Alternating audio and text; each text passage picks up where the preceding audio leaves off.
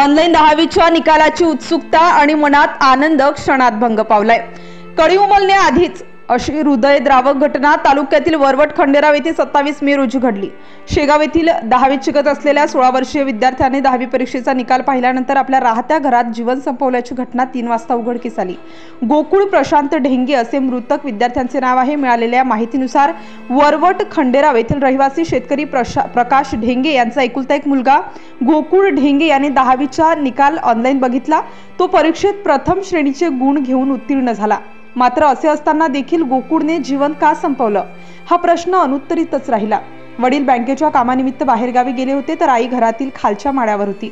या दरम्यान राहत्या घराच्या वरच्या मजल्यावर गोकुळने स्वतःचे आयुष्य संपवले। हे पाहून आई वडिलांसह सर्वच नातेवाईकांना धक्का बसलाय। या दुर्दैवी घटनेमुळे वरवट खंडेराव परिसरात हळहळ व्यक्त होत आहे।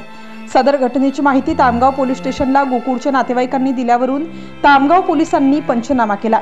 वरवट बकाल ग्रामीण रुग्णालयात शवविच्छेदन झाल्यानंतर रात्री उशिरा गोकुळवर शोकाकुल वातावरणात अंत्यसंस्कार करण्यात आले।